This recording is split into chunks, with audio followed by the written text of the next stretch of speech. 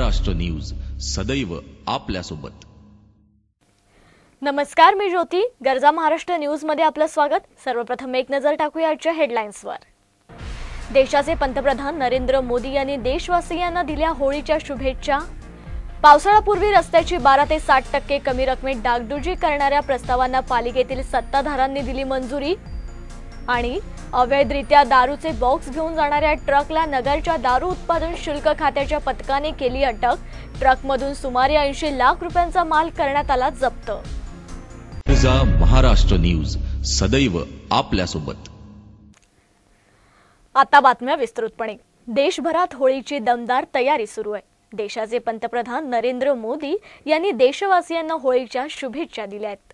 प्रत्येकाला होळीच्या शुभेच्छा। होळी हा रंगाचा सण असून प्रत्येकाच्या जीवनामध्ये रंगाची उधळण होऊ देत। मोठ्या उत्साहात सण साजरा करा असं पंतप्रधान नरेंद्र मोदी यांनी म्हटलंय। होळी हा रंगाची उधळण करणारा सण आहे। देशभर मोठ्या उत्साहात साजरा केला जातो। यामुळे पिचकारी, रंग, पावड या गोष्टींना मोठी मागणी असते असं मोदी म्हणालेत। महाराष्ट्र प्रदेश भाजपचे अध्यक्ष खासदार रावसाहेब दानवे केंद्रीय मंत्रिपदाचा राजीनामा देणार आहेत। त्यांच्या जागी आरपीआय नेते रामदास आठवले यांची वर्णी लागण्याची शक्यता आहे। पंतप्रधान नरेंद्र मोदी यांच्या नेतृत्वाखाली केंद्रीय मंत्रिमंडळात रावसाहेब दानवे यांचा राज्यमंत्री म्हणून समावेश करण्यात आला होता। त्यांच्याकडे अन्न व नागरी पुरवठा तसेच ग्राहक संरक्षण हे खाते देण्यात आले होते। जानेवारीमध्ये दानवे यांच्या भाजपच्या प्रदेशाध्यक्षपदी निवड झाली। त्यामुळे एक व्यक्ती एक पद या तत्वानुसार त्यांना मंत्रिपद सोडावे लागणार आहे। यानुसार दानवे यांनी पत्रकार परिषद घेऊन मंत्रिपदाचा राजीनामा देणार हे जाहीर केलंय। कोट्यवधींची रुपयांची कंत्राटे लाटून मुंबईतील रस्त्यांची दुर्दशा करणाऱ्या कंत्राटदारांना आता पावसाळ्यापूर्वी रस्त्याची 12 ते 60% कमी रकमेत डागडुजी करण्यास तयार झाले असून पालिकेतील सत्ताधाऱ्यांनी या प्रस्तावांना मंजुरी दिली आहे। मुंबईमधील पालिकेच्या परिमंडळ 3, 4 आणि 7 मधील रस्त्यांची पावसाळ्यापूर्वी डागडुजी करण्यासाठी निविदा मागवण्यात आल्या होत्या। रस्त्यांची दुरुस्ती, खड्डे, चर भरणे आणि पेवर ब्लॉक आदींच्या कामासाठीच्या निविदा भरण्यासाठी अनेक कंत्राटदार सरसावले होते। तीनही परिमंडळामध्ये प्रत्येकी 7 कोटी रुपयांची अशी एकूण 21 कोटी रुपयांची कामे देण्यात येणार होती। परिमंडळ 7 मध्ये इन्फ्रास्ट्रक्चर कंपनीने 6 कोटी 16 लाख रुपयांमध्ये कामे करण्याची तयारी दर्शवली होती। प्रशासनाने ही कामे कंत्राटदारांना देण्याचा निर्णय घेत या प्रस्तावाला स्थायी समितीने मंजुरी दिली आहे। गोवा इथून मालेगावकडे अवैधरित्या दारूचे बॉक्स घेऊन जाणाऱ्या ट्रक नगरच्या दारू उत्पादन शुल्क खात्याच्या पथकाने पकडून सुमारे 80 लाख रुपयांचा माल जप्त करण्यात आलेला आहे। गोवा राज्यातून मालेगाव येथे अवैधरित्या दारूची वाहतूक करणाऱ्या ट्रकवर कारवाई करून नगरच्या दारू उत्पादन शुल्क विभागाने सुमारे 80 लाख रुपयांचा माल जप्त केलाय।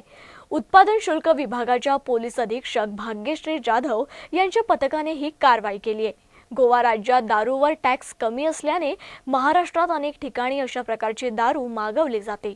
नगरच्या पथकाला माहिती मिळाल्यानुसार गोवा येथून ट्रक क्रमांक KA 19L 5267 ही गाडी नगर मार्गे मालेगाव येथे दारूचे 120 बॉक्स घेऊन जात असल्याची माहिती मिळाली।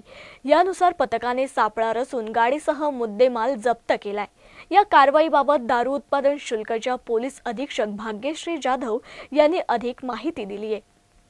विभागाच्या विशेष भरारी पथकाने दिलेल्या माहितीनुसार खात्रीलायक वृत्त होते की एक ट्रक कर्नाटक पासिंग 5267 KA 5267 नंबरचा ट्रक हा आज नगरमधून पास होणार असं वृत्त केवळ 10 मिनिट आधी मिळालेले होते। पण नगर जिल्ह्याचं उत्पादन शुल्काचं भरारी पथक व उप अधीक्षक सय्यद साहेब यांनी वेळात कारवाई करून सदर ट्रक पकडण्यात आला आहे।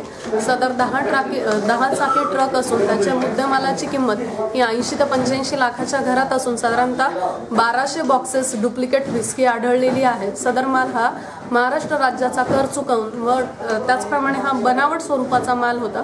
महाराष्ट्र राज्य चुकवून पुढील राज्यात जाणार होता व जो जुना गोवा येथून हा आलेला होता।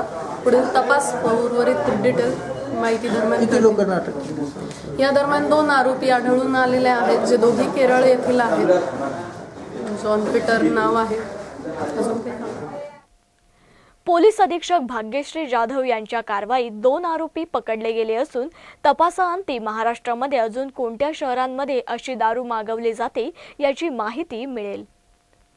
वर्ल्ड कपमध्ये टीम इंडियाचा चौथा सामना 6 मार्चला होणार आहे। या सामन्यासाठी टीम इंडियाची प्रॅक्टिस ही सुरू आहे।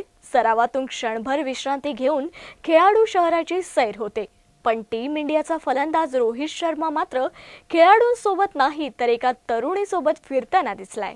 रोहित शर्मा सोबत ती मुलगी कोण आहे, रोहित आणि तिचा संबंध काय आहे, अशा चर्चांना उधाण आलेलं आहे।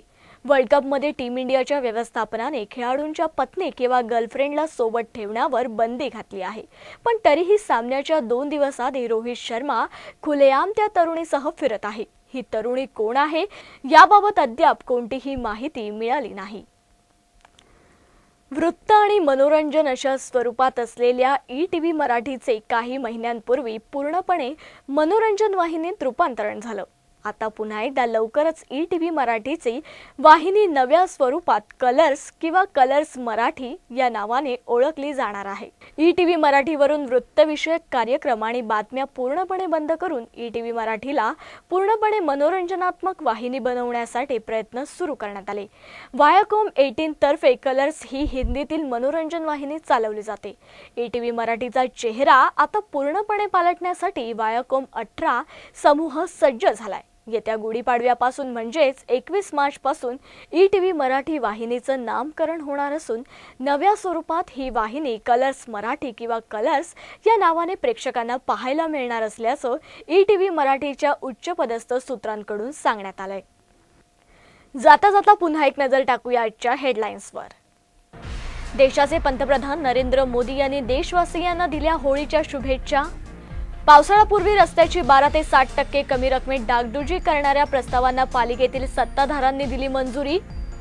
आणि अवैधरित्या दारूचे बॉक्स घेऊन जाणाऱ्या ट्रकला नगरच्या दारू उत्पादन शुल्क खात्याच्या पथकाने केली अटक। ट्रकमधून सुमारे 80 लाख रुपयांचा माल करण्यात आला जप्त। बुलेटिनमध्ये इतकंच। तुम्ही पाहत राहा फक्त गरजा महाराष्ट्र न्यूज, सदैव आपल्यासोबत।